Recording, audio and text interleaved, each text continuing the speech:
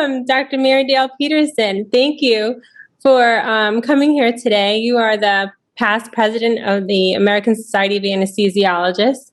And for those of us who may not know you very well, can you please give us a brief summary about yourself? So we ended up in Corpus Christi, Texas, and I was the second full-time pediatric anesthesiologist here.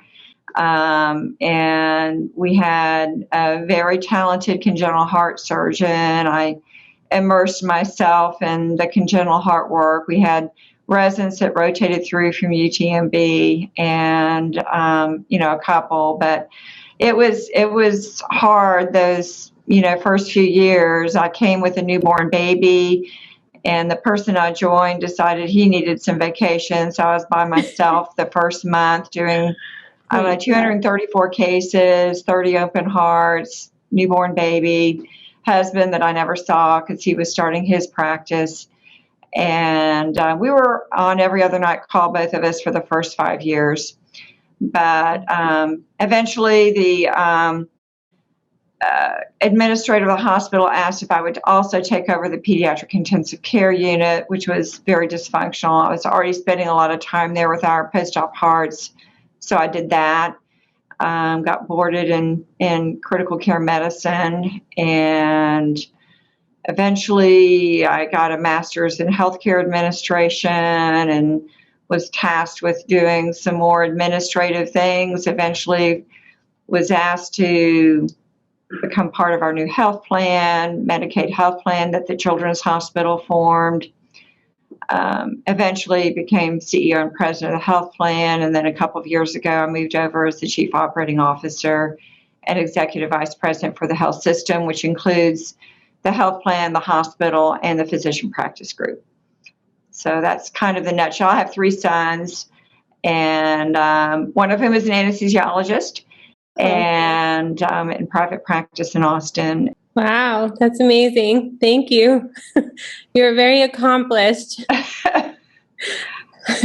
You're really inspiring, I have to say. It's amazing to get a chance to talk to you. So thank you. There's a lot of literature from the ASA showing that anesthesia is still a very male-dominated field, especially in leadership roles. And as a woman in a male-dominated field, especially you, since you were Queen Bee, did you experience gender bias? Well, I don't know, to be honest. I think, the era that I was in, in the 70s, basically after, Title 19, and they just started opening up medical school slots, I would say I experienced the most gender bias applying to medical school in those interviews. Mm-hmm. And, basically the questions they were asking would be totally illegal now and would be considered, some of the questions, sexual harassment. Mm-hmm. In medical school, I would say the other students, male students, because we were a significant minority, there was some bias there, especially with, what I would call the younger students.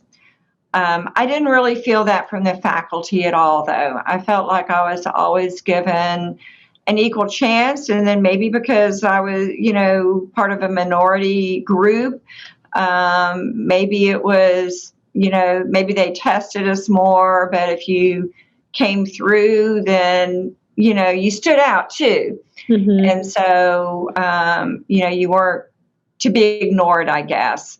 So I think, the farther up I went, and then of course, working with surgeons, there's always those challenges. And, when I first came to work at the Children's Hospital, the lead pediatric surgeon, I basically called him an MCP, and he laughed, he thought it was very appropriate.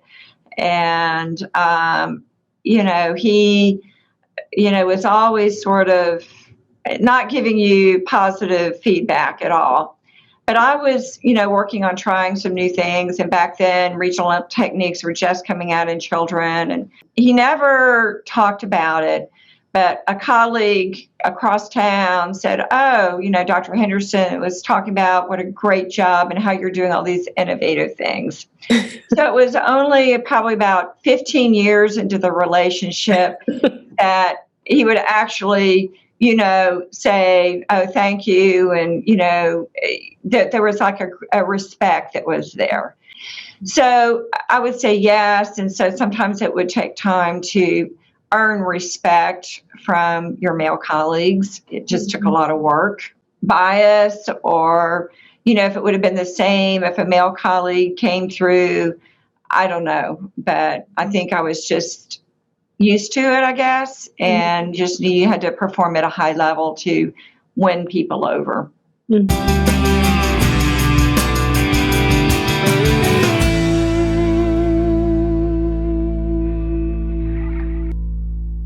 How do you think we can successfully diversify our fields, not just in leadership positions, but actually having medical students entering, more diverse medical students entering our field? Well, I'll take the reverse, or, I think it really takes a concerted effort for leaders in the specialty, and that's either at the local or the state level, to nurture young people, and to really give those positive comments if they've come up to the microphone, or encourage them to be involved in organized medicine. So I think it does take a little bit of hand-holding to, give a little nudge to folks that may not be comfortable doing it, but you think would be good in a leadership role. So I think that's incumbent on us, and encouraging the next generation and really looking for those opportunities to do that. Mm-hmm. As far as getting a more diverse workforce that mirrors a little bit more of our society, I think it's always going to lag behind to some degree. Mm-hmm.